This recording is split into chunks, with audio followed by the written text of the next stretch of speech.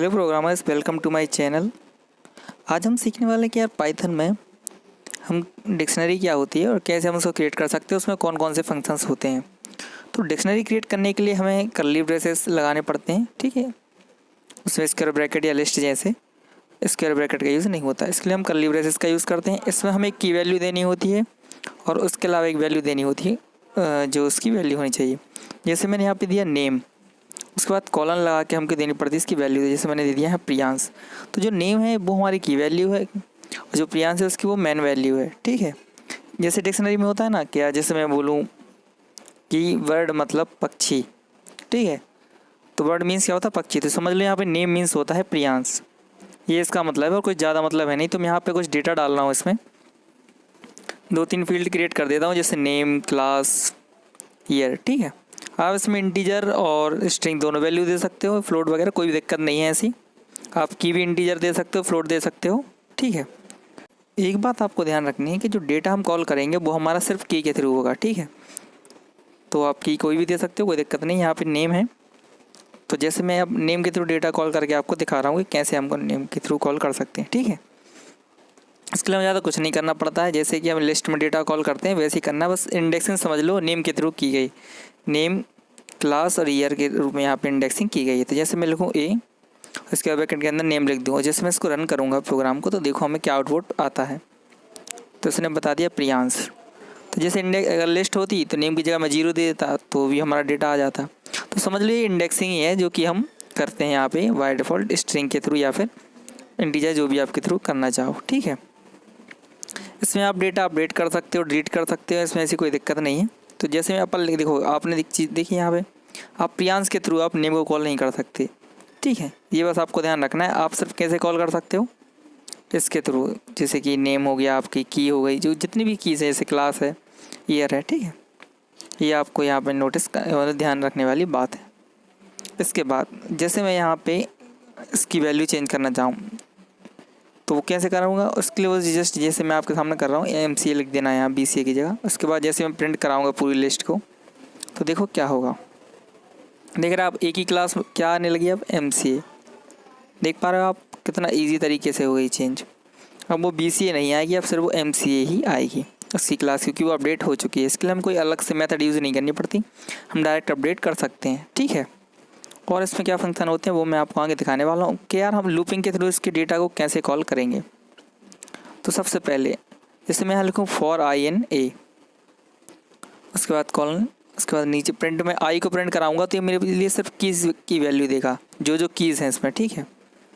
जैसे मैं यहाँ पे है नेम है, क्लास है, ईयर है, ठीक है।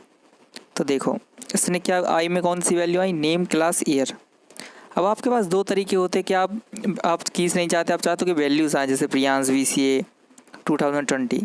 तो उसके लिए या तो आप यहाँ पे ए के उसके अंदर डाल दो, ए के अंदर आई डाल दो आप, तो भी आप उसके डेटा को फैच कर सकते हो, या फिर एक और मेथड होती वो मैं आपको आगे वीडियो में बताऊँगा, ठीक है।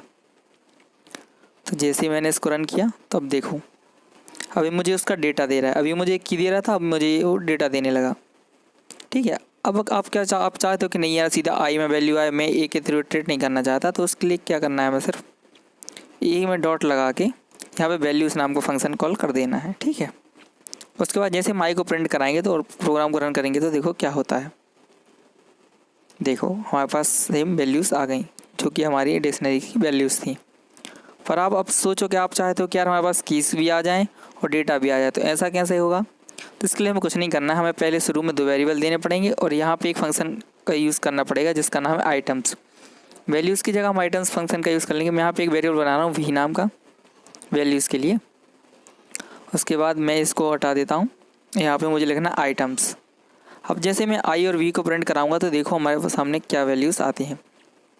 जैसे ही मैं इसको प्रिंट करा रहा हूँ तो देखो name, Priyansh, class, BCA, year 2020, दोनों मतलब जितनी भी चीज़ें थी मेरी डिक्शनरी में सभी का सब मेरे सामने डेटा आ चुका है। मीन्स इतना इजी है यार कि यार डिक्शनरी से डेटा को इटरेट करना या प्राप्त करना। इसके बाद और क्या क्या फंक्शन हम यूज़ कर सकते हैं वो मैं आपको बताने वाला हूँ। जैसे कि यहाँ पे मैं लिखूँ ए डॉट क्लियर। क्लियर फंक्शन क्या करेगा, इस लिस्ट को पूरा क्लियर कर देगा। जैसे मैं ए को प्रिंट कराऊँगा तो देखो क्या होता है, तो मुझे ब्लैंक डिक्शनरी प्रेजेंट कर देगा। तो देखो इसने मुझे ब्लैंक डिक्शनरी प्रेजेंट कर दी। क्यों? क्योंकि क्लियर फंक्शन ने जो भी उसमें डेटा था सभी कुछ क्लियर कर दिया। ठीक है, इसके अलावा और क्या क्या फंक्शन होते हैं वो मैं आपको आगे बता रहा हूँ। बहुत ईजी यार, आप लोग को ज़्यादा टेंशन लेने की ज़रूरत नहीं है। बहुत ईजीली तरीके से आप ये सब कर सकते हो। डिक्शनरी का यूज़ सबसे ज़्यादा जेंगो में यूज़ होता है डिक्शनरी का। जब मैं आपको प्रोजेक्ट सिखाऊंगा तो बताऊंगा आपको। जैसे कि यार अभी डेटा हमने देखा था ए नेम के थ्रू हम यहाँ पे ऐसे कॉल कर सकते हैं डेटा। तो अब एक और तरीका होता है यार, गेट मेथड होती है इसमें। तो अगर आप गेट मेथड का यूज़ करोगे तो भी आप उसके कीज़ के थ्रू डेटा को प्राप्त कर सकते हो। जैसे मैं यहाँ लिखूँ नेम, ठीक, या फिर क्लास, आप जो भी लिखना चाहो आप लिख सकते हो। तो मैं इसको थोड़ा हटा देता हूँ, क्लास पर क्लिक हो गया। तो आप गेट मेथड के थ्रू भी कीज़ से डेटा प्राप्त कर सकते हो। जैसे मैं क्लास लिख रहा हूँ, ठीक है, इसके बाद मैं इसको बंद कर देता हूँ। इसको रन किया मैंने प्रोग्राम को, तो देखो क्या होता है। इसने मुझे बता दिया BCA।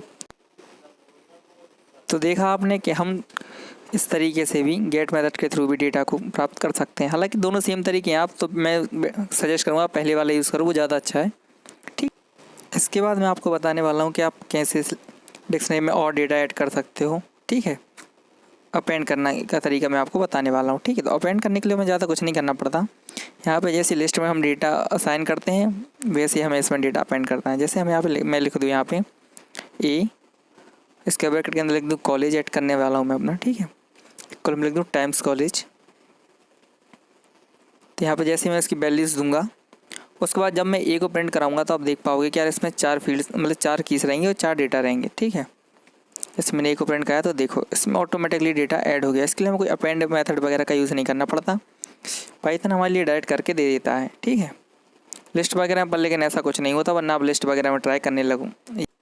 ये सिर्फ हमारी डिक्शनरी में होता है। इसके बाद हम देखेंगे यार इससे हम डेटा डिलीट कैसे कर सकते हैं। तो इसके लिए हमारे पास एक मेथड होती है पॉप, ठीक है, और एक होती है पॉप आइटम। तो पॉप मेथड में हमें क्या करना पड़ता है कि हमें की देनी होती है। जैसे कि मैं यहाँ पे दे दूँ क्लास, तो अभी क्या करेगा, जो क्लास BCA वाली हमारी फील्ड है उसको डिलीट कर देगा।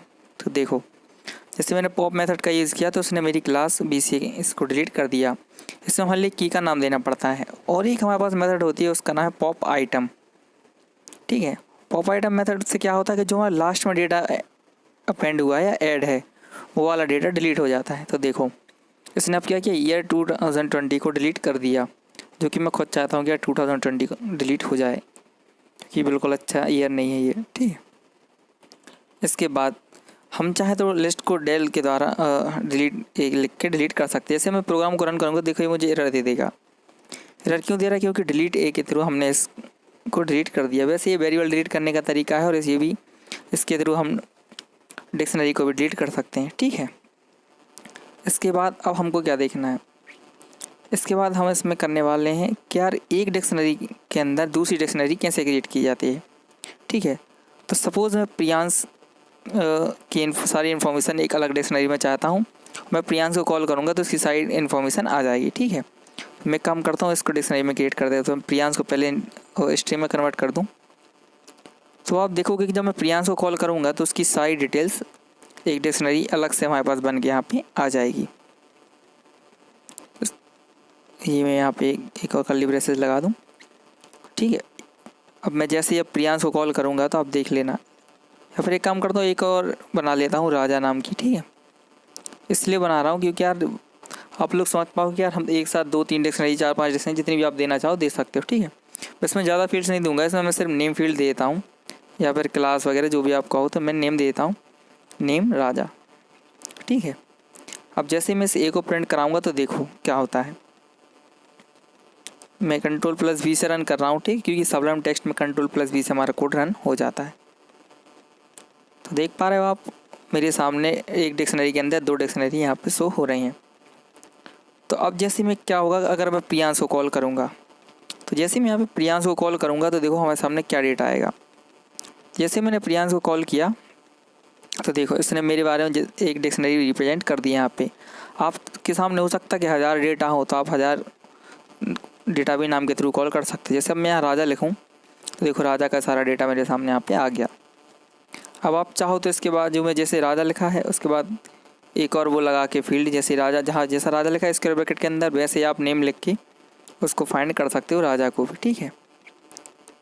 ये और अच्छे तरीके से आप ट्रेड कर सकते हो। अब मैं इसको डिलीट कर देता हूँ, मुझे डेटा की ज़रूरत इतनी नहीं है, ठीक है। मैं अपनी पुरानी डिक्शनरी पर वापस चला जाता हूँ, क्योंकि मुझे इसकी आप एक चीज़ नोटिस ध्यान रखना, क्या ज़रूरी नहीं है कि अगर आपने डिक्शनरी बनाई तो एक ही लाइन में बनाओ, आप अलग अलग लाइन में भी उसके डेटा दे सकते हो, ठीक है, जब तक कि आप कर्ली ब्रेसेस एंड नहीं करते। अब देख पा रहे हो मुझे कोई भी एरर नहीं दे रहा है, जब मैंने भले ही इतनी ज़्यादा स्पेस दे के भी लाइन लिखी हुई है तो, ठीक है। पाइथन की यही फंक्शनैलिटी मुझे सबसे ज़्यादा अच्छी लगती है, ठीक है, और आई होप आप लोगों को भी लगती होगी पाइथन ये वाली फंक्शनैलिटी सबसे अच्छी। इसके बाद जैसे मैं एक और मैं असाइन करना चाहता हूँ, ठीक, कॉपी क्रिएट करना चाहता हूँ कि बी के अंदर ए आ जाए, तो देखो मैं प्रिंट बी को करा रहा हूँ, पर पूरा डेटा का आ रहा है ए का, ठीक। इसके 3 मेथड्स हैं, आप चाहो तो ये वाली मेथड यूज़ कर सकते हो। इसके अलावा एक और मेथड है कि आप डिक्शनरी में पहले आप लिख दो बी इक्वल डिक्ट, उसके अंदर आप ए को पास कर दो, तो भी आपका काम हो सकता है, ठीक है। जैसे मैं लिख रहा हूँ डिक्ट, इसके बाद मैं इसको प्रिंट कराऊँ, जैसे अब देखो इसको रन कर रहा हूँ तो देखो क्या होता है। अरे सॉरी, इसने मुझे एरर दे दिया। हाँ, ये मुझे स्क्वायर ब्रैकेट में लिखना था। तो देखो अब जैसे मैं इसको रन कर रहा हूँ तो इसने मुझे सेम डेटा दे दिया जो पहले दे रहा था बी इक्वल ए लिखने पे, और यूआई दे रहा है, ठीक है। इसके अलावा एक और मेथड होती है ये सेम काम करने की, मैं आपको सारी मेथड्स बताने वाला हूँ। तो उसमें क्या होता है, हमें सिर्फ लिखना पड़ेगा ए डॉट कॉपी। कॉपी फंक्शन जैसे हम यूज़ करेंगे तो वो हमारे लिए ए की एक कॉपी बी में क्रिएट करके दे देगा, जो कि अभी हम चाहते हैं वो हमारा काम इससे हो जाएगा, ठीक है। हमें लिखना ए डॉट कॉपी और फंक्शन लगा देने हैं, ठीक है। इसके बाद अब जैसे मैं बी को प्रिंट कराऊंगा, प्रोग्राम को दोबारा रन करना, तो देखो ये सेम डेटा मेरे सामने दे रहा है।